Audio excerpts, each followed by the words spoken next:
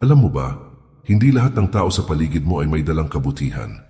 Minsan, yung inaakala mong kakampi, siya pa pala ang unti-unting sumisira sa'yo.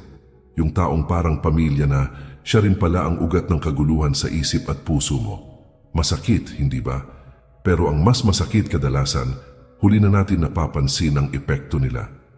Hindi lang sa emosyon, kundi pati sa pananaw, sa desisyon at sa direksyon ng buhay mo. Kaya sa video na ito, pag-uusapan natin ang isang sensitibo pero napakahalagang paksa. 5 senyales na maaring masama ang intensyon ng isang tao ayon sa karunungan ng Stoic philosophy. Baka iniisip mo, hindi ba't parang mapanghusgayan? Pero ayon sa mga Stoic tulad ni Marcus Aurelius, Epictetus at Seneca, hindi ito tungkol sa paghusga. Ito ay tungkol sa pagkilala. Pagkilala kung sino ang dapat pakinggan at sino ang dapat layuan. Ang Stoicism ay hindi simpleng filosofiya. Ito ay disiplina ng isip. Isang paraan para mapanatili ang katahimikan sa gitna ng kaguluhan.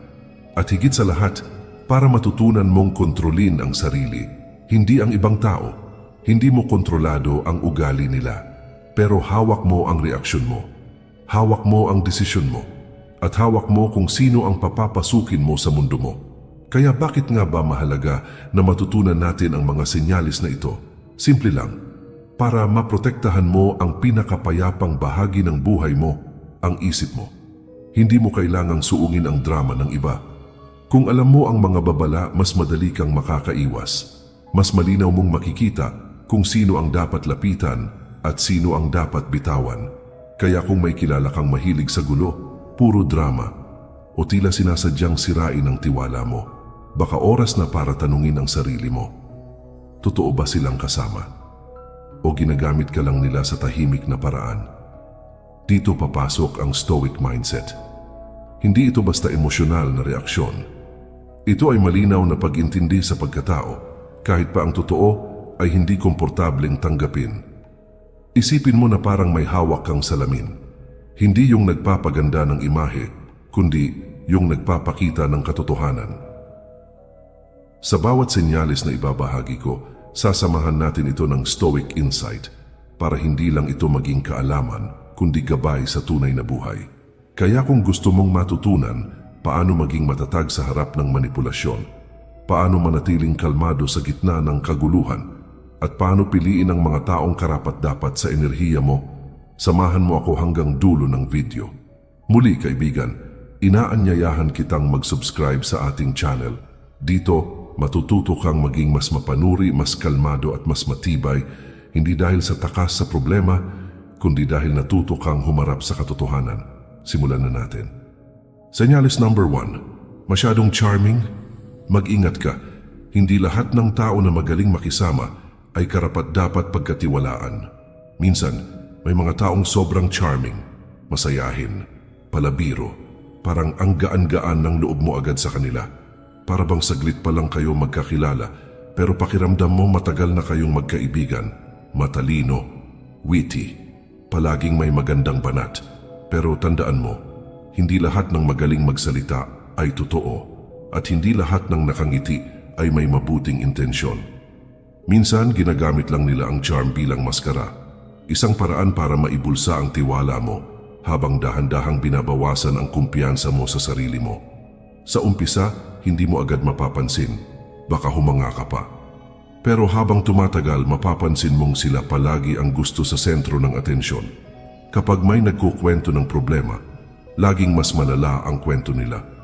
Kapag may tagumpay ang iba, mas mataas daw ang narating nila.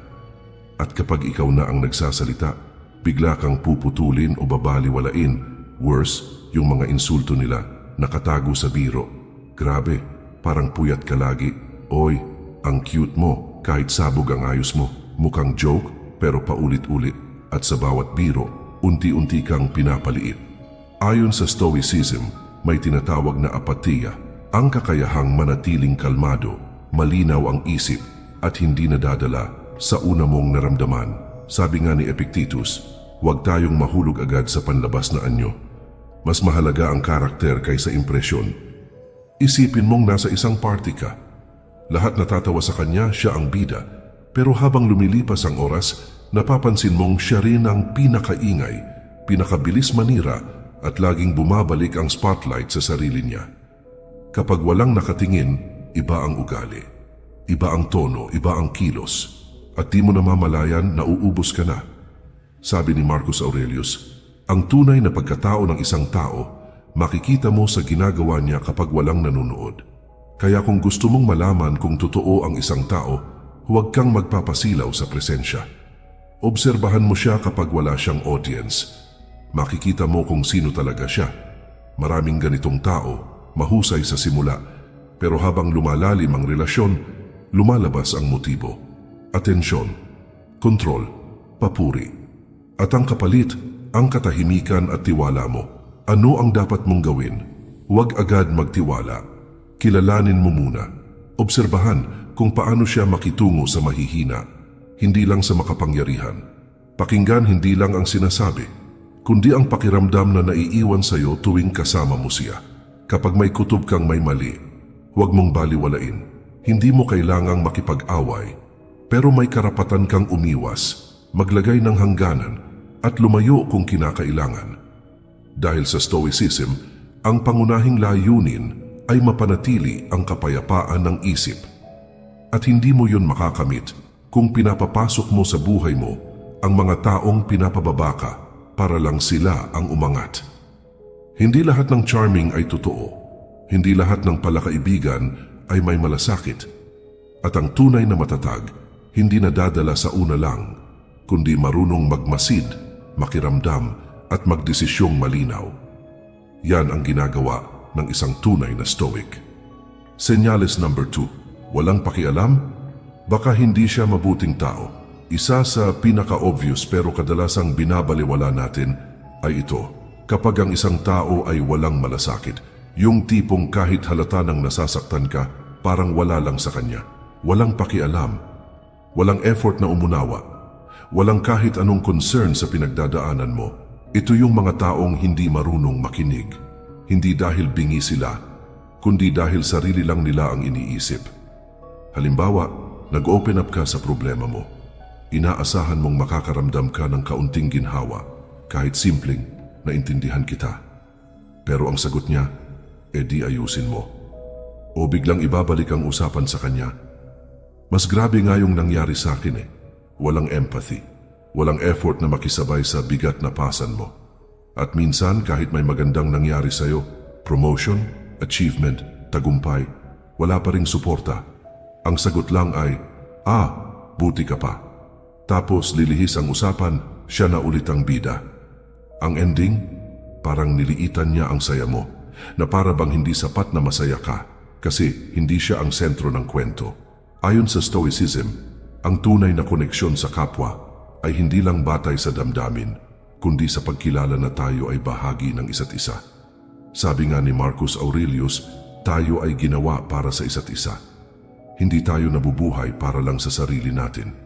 Kung ganito ang trato sa iyo ng isang tao, paulit-ulit, may problema talaga. Ito ang mga senyales ng isang taong hindi marunong rumispeto sa damdamin ng iba. Halimbawa, may boss ka na ang tingin sa mga empleyado ay parang makina, basta matapos lang ang trabaho, okay na. Pagod ka na? Wala siyang pakialam. Wala ni katiting na appreciation o pasasalamat. O di kaya'y kaibigan mong palaging ikaw ang nagbibigay. Ikaw ang tagapakinig, tagapayo, minsan pa nga tagapaghiram ng pera. Pero kapag ikaw na ang may kailangan, bigla siyang nawala. At kung kakausapin ka man niya, parang istorbo ka pa.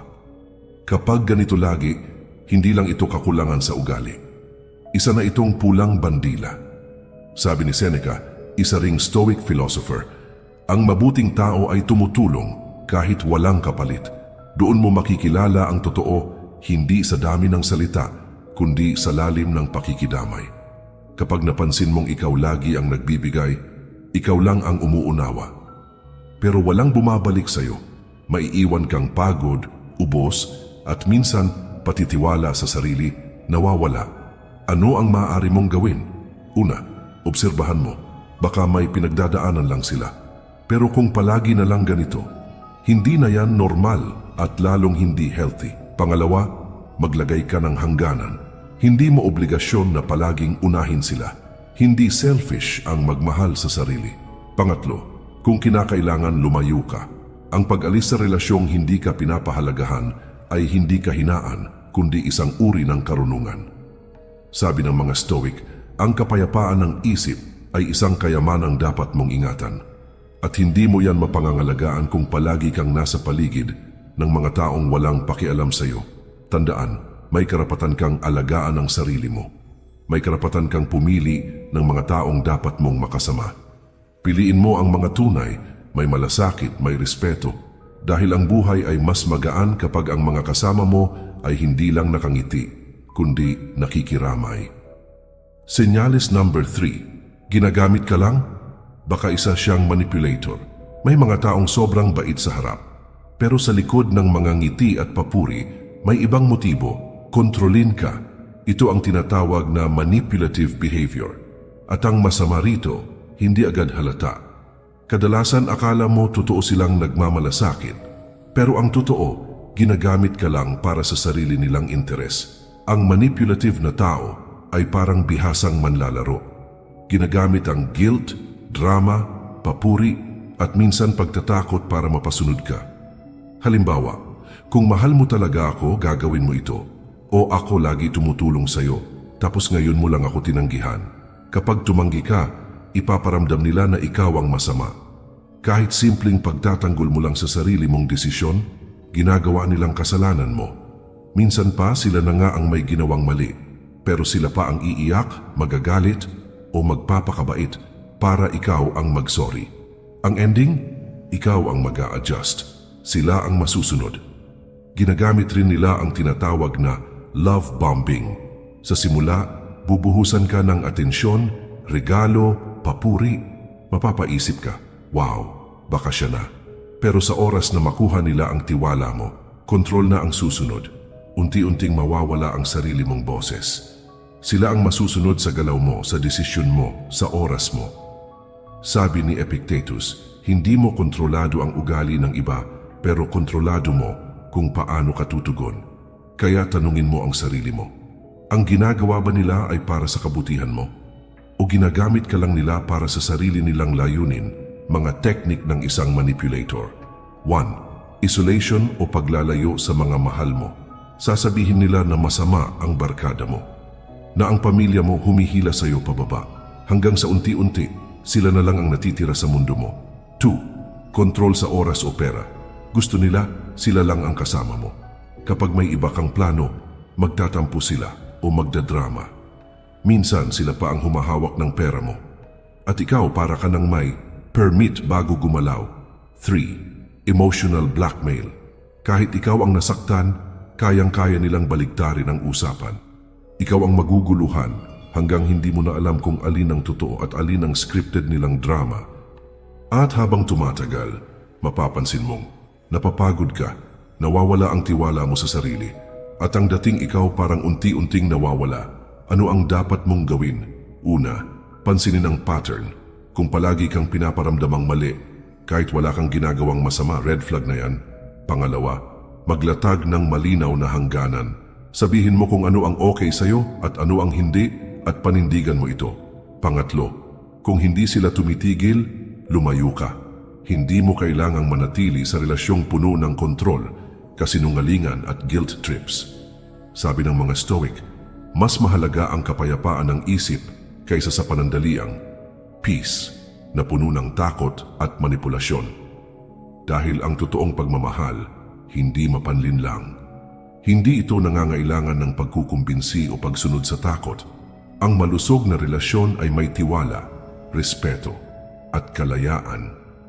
Tandaan, ang isang tunay na Stoic ay hindi nadadala sa matatamis na salita. Hindi siya basta-basta naaapektuhan ng drama. Marunong siyang magmasid, mag-isip ng malinaw at lumayo kapag kinakailangan. Kaya kung may taong ginagamit ka lang para sa sarili nilang kapangyarihan, alam mo na ang sagot. Hindi mo kailangang manatili. May karapatan kang umalis. May karapatan kang maging malaya. Senyales number 4. Kapag lahat ng desisyon mo hawak na nila, may mga taong sa una mukha lang maalaga. palaging nagtatanong, laging nandyan, laging may opinyon.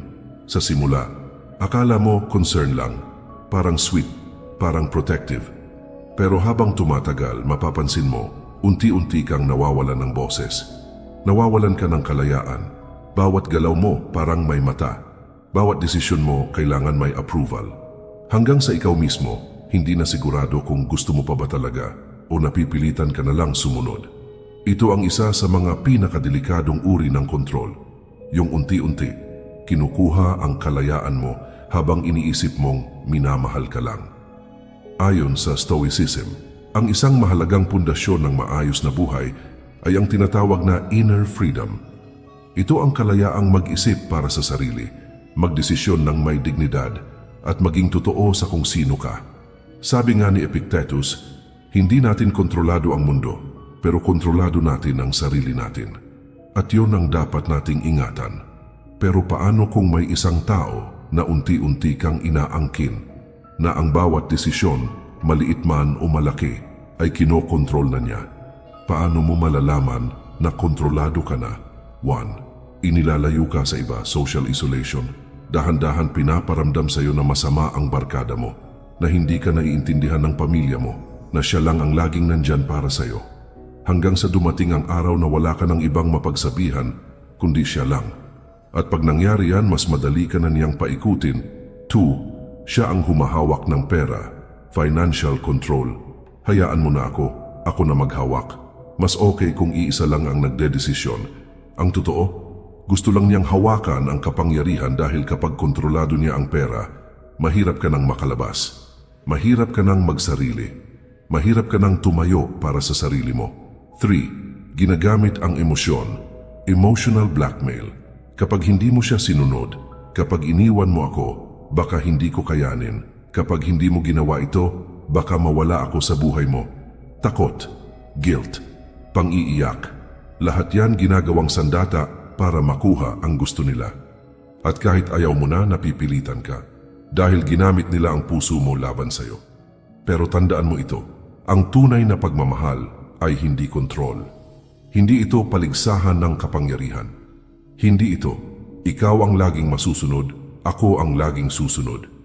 Ang totoong relasyon ay may respeto, pantay, bukas, at malaya.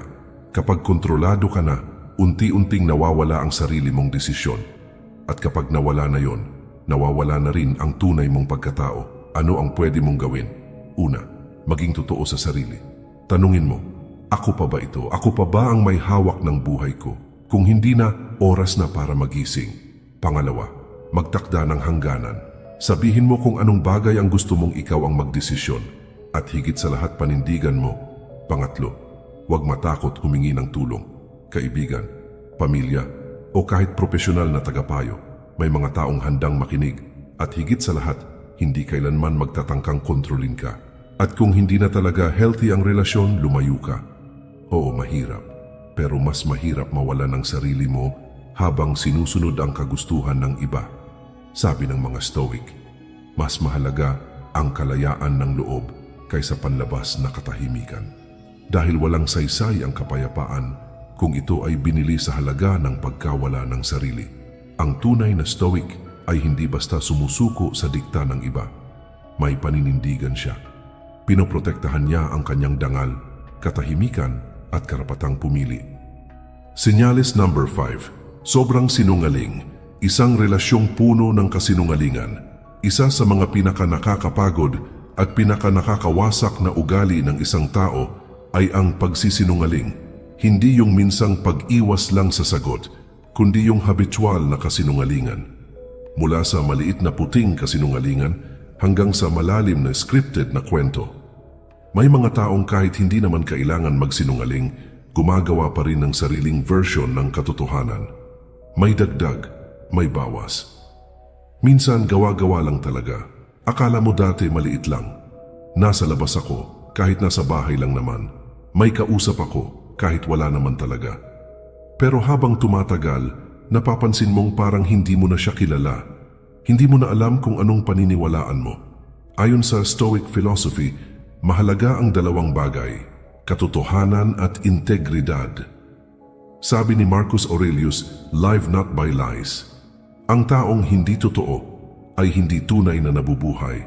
Bakit? Dahil kapag ang relasyon ay nakatayo sa kasinungalingan, parang gusaling walang pundasyon, konting lindol lang, babagsak. Bakit delikado ang sobrang pagsisinungaling? 1. Nawawala ang tiwala.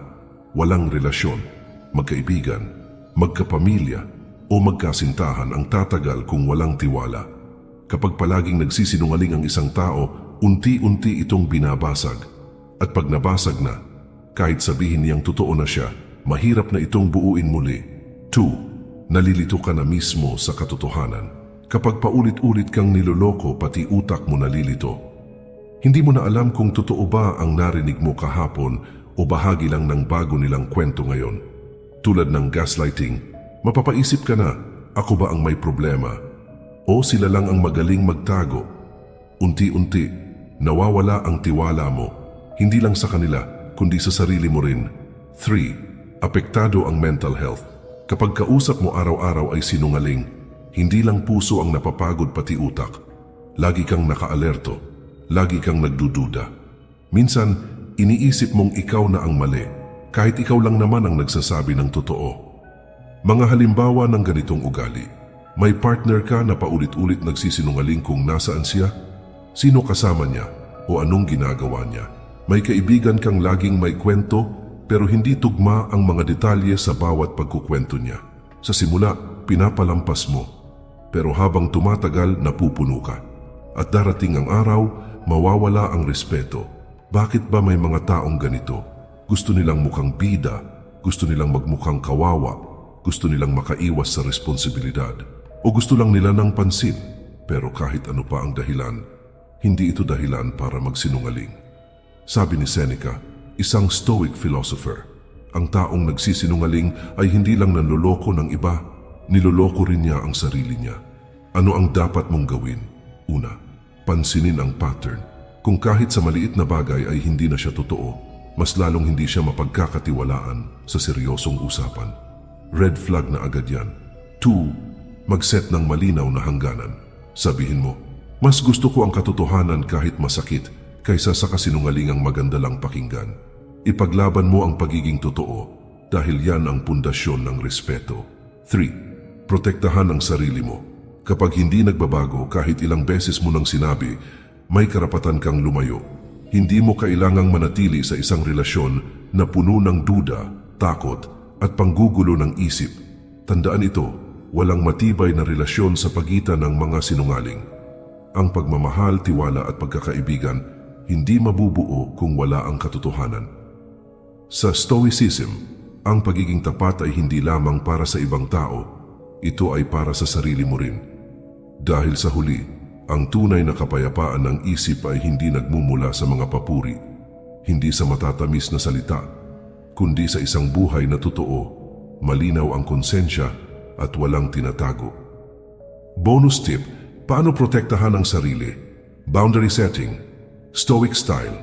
Sa mundo ngayon na puno ng ingay, pressure at mga taong mahilig sumobra, isa sa pinakamahalagang skill na dapat mong matutunan ay ito, ang pagtatakda ng malinaw na hangganan o boundaries.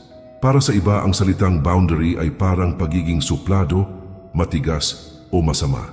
Pero ang totoo, ang boundary ay anyo ng pagmamahal sa sarili, pagrespeto sa sarili, at paraan para protektahan ang katahimikan ng iyong isipan.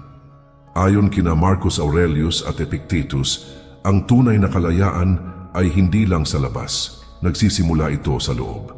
At kung gusto mong manatiling buo, malinaw ang isip at may dangal, kailangan mong matutong magsabi ng hanggang dito ka lang. Paano magtakda ng healthy boundaries? Una, kilalanin kung ano ang hindi katanggap-tanggap. Bago ka makapagtakda ng limitasyon, dapat malinaw muna sa iyo kung ano ang mga bagay na hindi mo napapayagan. Ayaw mong sigawan, ayaw mong pagsinungalingan, ayaw mong gamitin o baliwalain. Kung alam mo kung ano ang hindi mo na kayang tiisin, mas madali mo itong maipapahayag ng mahinahon pero malinaw. Hindi mo kailangang sumigaw. Hindi mo kailangang manakit, pero kailangan mong maging totoo. Pangalawa, maging consistent sa ipinaglalaban mo. Hindi pwedeng ngayon lang. Hindi pwedeng minsan okay, minsan hindi. Kapag inconsistent ka sa boundaries mo, hindi ka siseryosohin. Kapag sinabi mong ayaw mong bastusin ka, dapat sa susunod hindi mo rin hinahayaan kahit kanino. Ang boundaries ay epektibo lang kung ipinaglalaban mo ito araw-araw. Pangatlo, manindigan kahit may masaktan. Kapag nagtatakda ka ng boundary, may mga taong masasaktan, magtatampo, magagalit, magsasabing nagbago ka na. Pero tandaan mo, ang prinsipyo ay sinusubok hindi sa panahon ng ginhawa, kundi sa panahon ng pagtutol. Kapag pinilit ka ng ibang sumunod sa gusto nila, paalalahanan mo ang sarili mo. Hindi ko kontrolado ang emosyon nila, pero kontrolado ko ang sarili kong mga desisyon. Pang-apat, humingi ng suporta. Kapag kailangan, ang paglalagay ng boundary ay hindi laging madali.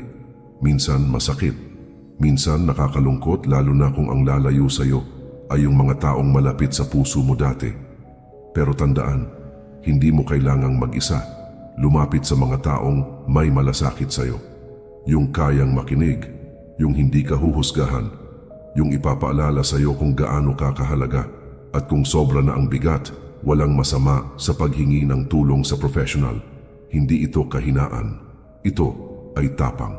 Isang uri ng pagmamahal sa sarili na may tunay na dangal. Ang boundary ay hindi pagkaselosa, hindi pagiging masama. Ito ay pagkilala sa sarili mong halaga. Kapag palagi kang nagpapasensya sa mga taong lumalampas na sa linya, unti-unti mong nawawala ang sarili mong boses. Sabi ng mga Stoic, ang taong may prinsipyo ay hindi basta-basta natitinag ng emosyon o pressure ng iba. Pinipili niya ang katahimikan ng loob kaysa sa pagkakagulo. Pinipili niya ang respeto sa sarili kaysa sa panandaliang kasunduan. Kaya kung may taong palaging sumasobra, hindi mo kailangang sumigaw. Hindi mo kailangang makipagsabayan sa drama, pero pwede kang tumindig, tahimik, matatag, at buong respeto mong sabihing hanggang dito ka lang. At hanggang dito na lang din ako, sa kapayapaan ko. Iwasan mo ang mga taong sumisira sa katahimikan mo. Sa mundong maingay, magulo at puno ng panghihila pababa, ang payapang isipan ay kayamanang hindi mo dapat ipamigay. Hindi lahat ng tao karapat-dapat bigyan ng oras, enerhiya o emosyon.